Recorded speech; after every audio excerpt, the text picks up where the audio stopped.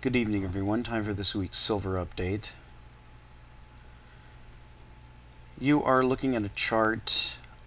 I am revisiting the last theme that I've been on for the last few days regarding how to tell whether you're transitioning into a bear market or not. And I've drawn a number of lines here, so I'm going to go ahead and explain them. This top line here is the line that shows the 2 points that we meet on our MACD spikes. These straight lines that go up just kind of show you where the MACD cross or top is, and then where that corresponds with the price. So we've got two MACD top crosses here and here, and first thing to note is on this second one we actually got the cross here, we spiked higher. So that's always something that's going to give you pause if you're trying to build a position on the short side of the market. For one thing, very likely if you're a paper trader, and I'm going to talk about paper trading next, but if you're a paper trader, you might very well be stopped out just by the fact that the MACD is falling and the price spiked. That could get you out right there. But again, the point of all this is to show you that you need to determine whether the downside crossovers are the signals to take or the upside crossovers are the signals to take. Now, we had a couple of fake ones. We had one here, and we've had another one here. But our MACD still hasn't reset. Now we're actually dropping down into the 47 range. I don't know if people are panicking about that. It's really not that big of a deal when you look at the dates.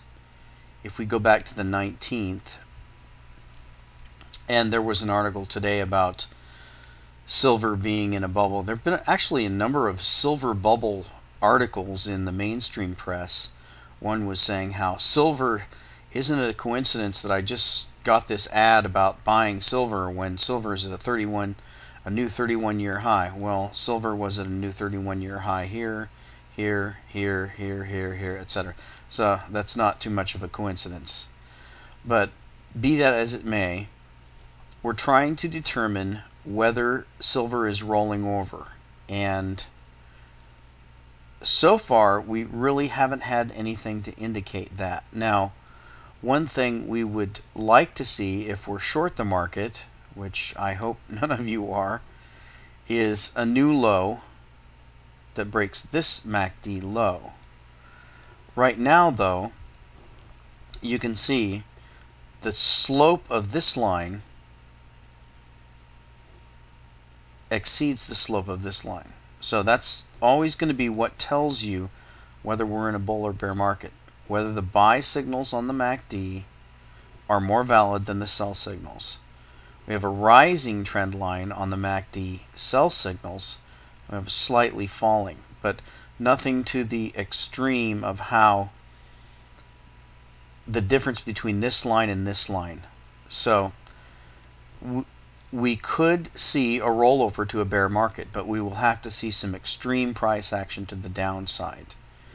And ideally what you want to see if you're looking for a bear market is the price to go down quite a bit and then the MACD to correct up and not go down as much. So that's the whole thing we're looking for. It's pretty complicated, and some have argued we're at a transition phase. The other thing you see here is we appear to be forming some kind of flag formation, and generally the way you read a flag formation, not all the time, it's not 100%, but generally the way you read a flag formation is if it is a falling flag, it tends to be bearish. If it is a rising flag, it tends to be bullish. So let's go back to our history and draw some flags. That's too far out.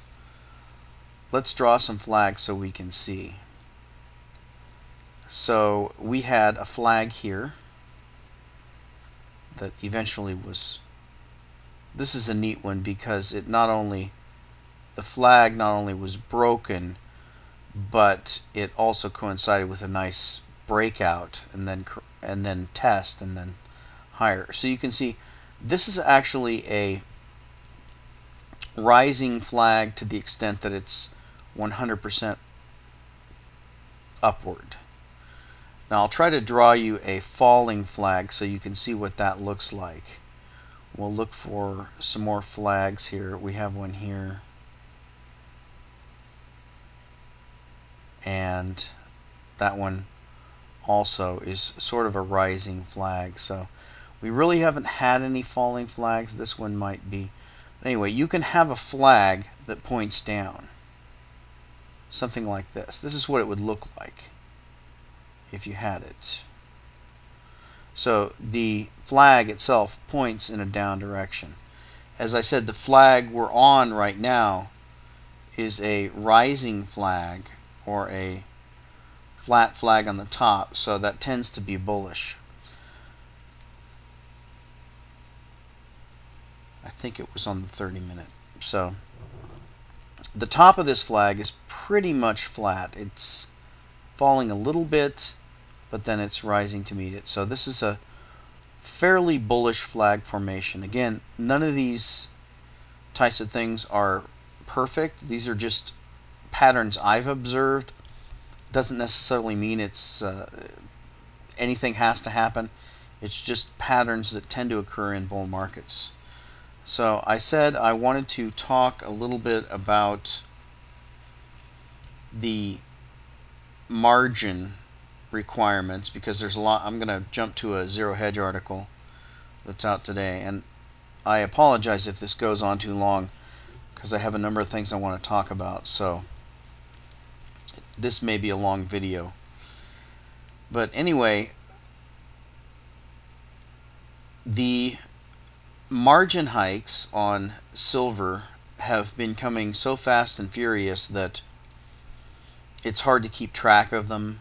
Now this article is about the MF Global hikes. COMEX has done a number of hikes themselves, and I did a video quite a while ago. I don't know if all of you remember, but if you don't, you can go back and find it in my past videos, and I'll try to link it if I can find it. But I did a calculation of the rising price of silver over time versus the margin hikes, and what percentage that dollar amount was of the price of silver, and it actually turns out that the margin requirements were falling because the price was going rapidly higher. So margin hikes that just keep up with the percentage are not to be unexpected. They're actually normal. Margin hikes that exceed the percentage of the previous hike are something that would be an attempt by the exchanges to cool down what's going on. So first of all, I don't really buy the argument that the margin hikes are getting extreme at this point. But I wanted to address the concept of margin hikes so you can understand what that will be like if they do ultimately pursue an attempt to crush the paper market with margin hikes. Margin requirements are a requirement by the exchange of how much money you have to put up to control a contract. So in this article, you can see they hiked the silver margin to $25,000. Now, the contract value is $241,000, so that's a little over 10% of the value of that contract. Now, some have speculated the reason why these hikes come at the time they come is that the exchanges are trying to drive the paper traders who are long out of taking delivery and into rolling over the next month, putting up more cash, or just zeroing out the position. Mainly they want to zero out the position to reduce the number of net longs that are in the market. Well, if you're a person who wants to take delivery, let's just say you're China, and you're long silver and you had put up 20-something thousand dollars, and you can see the CME margin is 14,000. So let's just say, for example, that you were a Chinese trader who was trying to take delivery of physical silver, and they raised the margin you had to put up from $14,000 to $25,000. What type of impact is that going to have upon you? Well, it may have some impact if you don't have the liquidity to get those bank funds posted in time, but otherwise, if you're really serious about taking delivery of the 5,000 ounces of silver that you wanted to buy, it has no impact, because ultimately you're going to have to put up $241,000. So margin hikes only affect paper traders who are trying to profit simply from a rise or fall in the underlying commodity.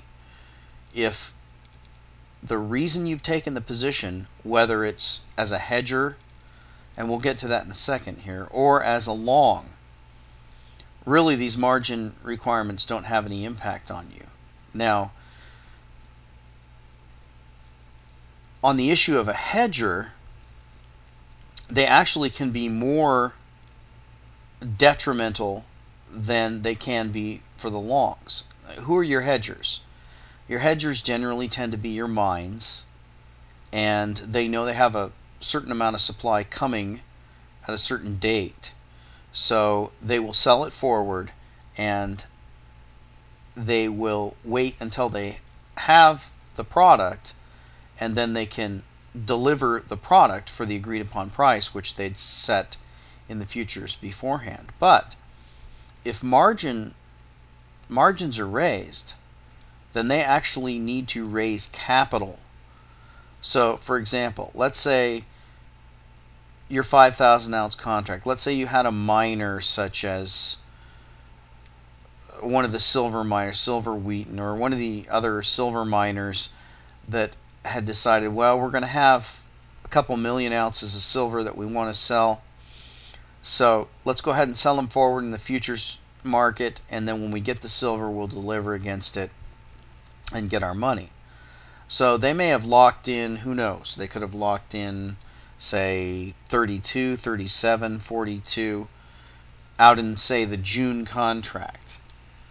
Well, if the exchanges raise the margin requirements, then that miner has to go to its bank and borrow more money.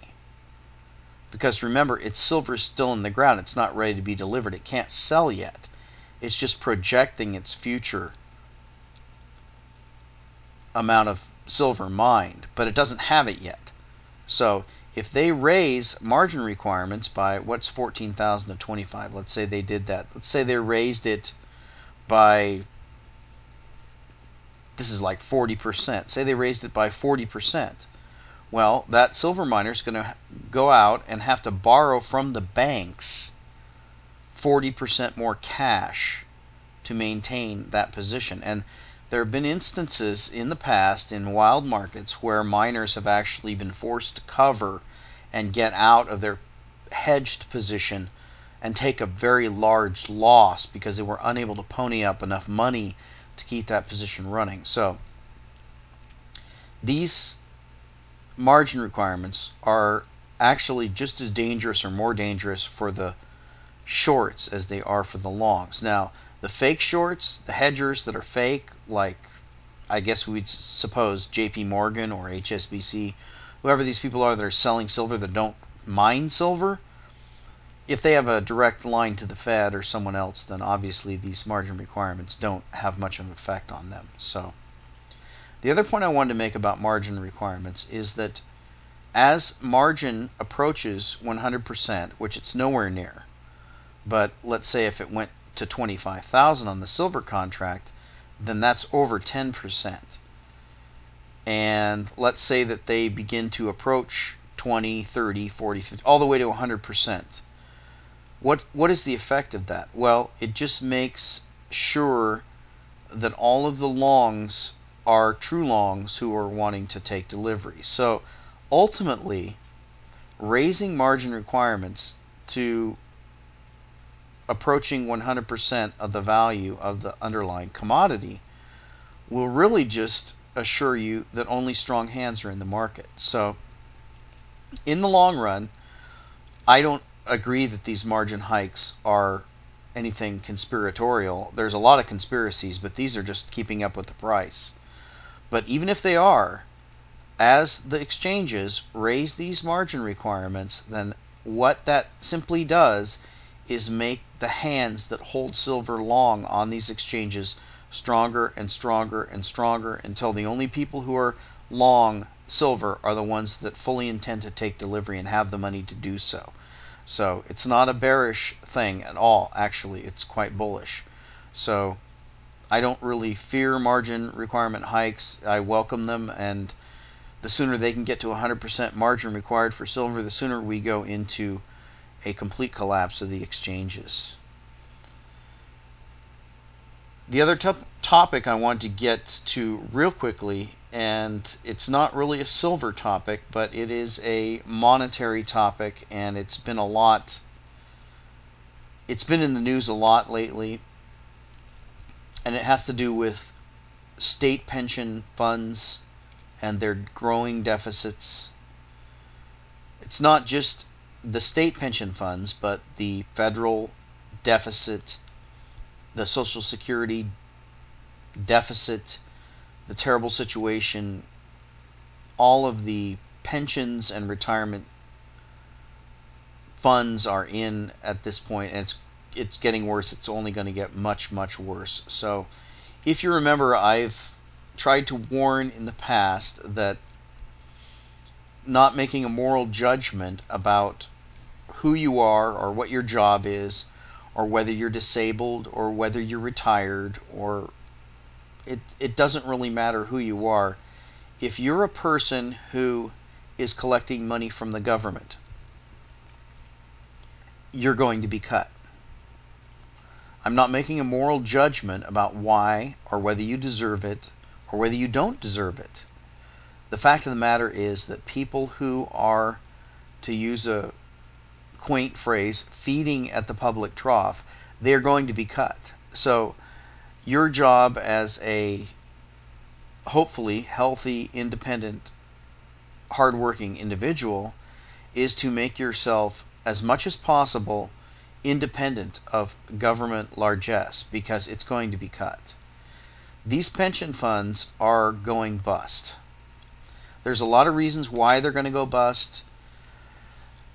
Part of it is unrealistic expectations. Part of it is ridiculous benefits. Part of it is fraud and violation of trust by the trustees of these. There's a lot of reasons going into why the pension funds and Social Security and all of the promises the government makes are going to go bust. Nevertheless, they're going to go bust. Now, these promises made by governments essentially are Ponzi schemes. And so you see a lot of debate when you go down to the comments. The debate goes back and forth between, well, we need to cut back the military, that's just not right, or we need to raise taxes on the rich, or we have a right to these monies. And it doesn't really matter what the arguments are, because these Ponzi schemes, and that's what they are, they're Ponzi schemes, they're going to go bust. So let's look at a Ponzi scheme. What is a Ponzi scheme? A Ponzi scheme is an investment vehicle where the person who's running the Ponzi scheme takes the investment money of current investors and uses it to pay back previous investors at a ridiculous or unsustainable rate. So the biggest Ponzi scheme we had recently was Bernie Madoff, when he was exposed for running the $50 billion Ponzi scheme. And the idea I want to bring up here is these state pension funds, these Social Security funds, all these retirement funds, they're all Ponzi schemes. And they're all going to go bust or be cut back or reduced. And it doesn't matter. It doesn't matter who's at fault. They're going to go under. So let's look at these as Ponzi schemes and then examine them in that way and see how we would deal with them if they were a Ponzi scheme. So if you remember Bernie Madoff, when his Ponzi scheme was exposed, what did they do? The first thing you do when you discover a Ponzi scheme is you shut it down. You stop it. You prevent current investors from spending any more money. You block all the payouts to existing investors, and you go in and you do a full accounting of how much money is left and how much money can be paid out, how much money has been paid out. Now, the second thing you do is you take the people who ran the scheme and you put them in jail. You prosecute them. So, what does that mean?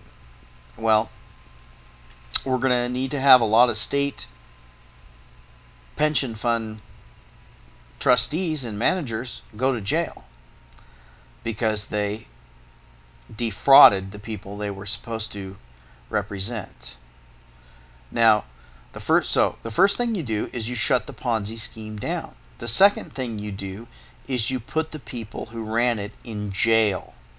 The third thing you do, if we look at Madoff, is once you've done a full accounting of the money that's left, you do an accounting of who's been paid and who hasn't been paid. Remember the multi-billionaire widow in Florida who paid back billions into that scheme? Well, let's apply that analogy.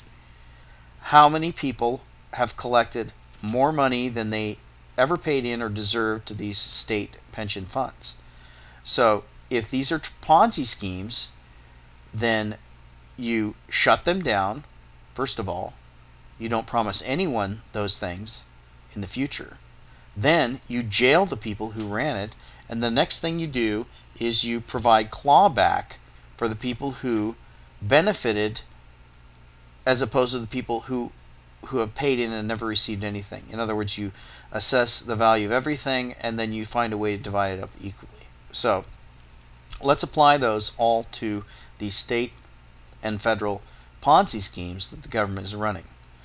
You know that it's not over until 1, they end it and you stop paying into it. That means your Social Security is not deducted from your check anymore, and taxpayers are not paying for these pensions anymore. 2, people go to jail. And 3, money is clawed back, and there's a true reckoning, and the benefits are ended, the money's divvied up, and it's done. So we're nowhere near that. These state pension funds are Ponzi schemes. Social Security is a Ponzi scheme, and the government has not shown any will to deal with it, and we're not anywhere close. But ultimately, it will happen. The people who invested in it will not get the money they paid into it. The taxpayer will not be held accountable because they can't. And ultimately, if it's resolved in the correct way, people will go to jail. So we're not anywhere near that. We'll wait and see if they actually do that. But they are, in fact, Ponzi schemes. The last thing I wanted to talk about was buying silver, and I talked about shortages on my last video, and we definitely seem to be looking at them. If we go to Gainesville Coins here, and I think I've shown you this before, we can go to set the countries, we can set the metal, we can set the size. So I just go ahead and set all countries silver in 1 ounce to just take a look and see what's out there. Now, we've got our monster boxes of Eagles. These are shipping May 27th. Remember what I said about shortage? That's a shortage. The rolls, shipping May 27th. Bars are 10 to 13 business days. Looks like we've got some Eagles that are ready to ship. And here's some numismatics. Don't pay a lot of attention to those. Here's some Buffalo rounds, 10 to 13 business days. Not bad, but still a bit of a delay. Here's our boxes of Perth Mint coins. We've got some koalas that are shipping May 20th. And we've got some kookaburras that are shipping out the 13th. So definitely a shortage looking type of situation. Wanted to go down here to the next page, and I always try to recommend, regardless of where we are in the market, of what I really like. You can see our Philharmonics are at 7 to 10 business days. Our Maple Leafs don't go out till May 27th. So look, most of the Canadian. Now look at this one. This is the one I really like. So I've had a lot of people ask me, well, you got to tell me when the dip is if you want me to buy the dip, and I can't tell you exactly when the dip is. The last dip I called was 45, but this is one I want you to watch. This is already sold out, and I think I've done this one before, but I really like this one. If I had the money, I'd buy as many as I could get of this thing, because this coin meets everything I've said. It's available right now. The premium's fairly high, but not that bad. And we're at $5.49 over spot. And this is the coin I recommend over any other coin if you're going to buy the dip. This has it all. It is bullion. It's virtually uncounterfeitable. It's nearly a perfect coin. It's beautiful. And I guarantee, and the mint is sold out. They're not making them anymore. They're done. So just like I recommended the Silver Tiger at 25 and I bought them for 30, I'm recommending this coin. If you can get this coin anywhere near $50, I would say grab this coin. This is going to be a $100 coin by next year. There's no doubt in my mind. And it has everything going for it.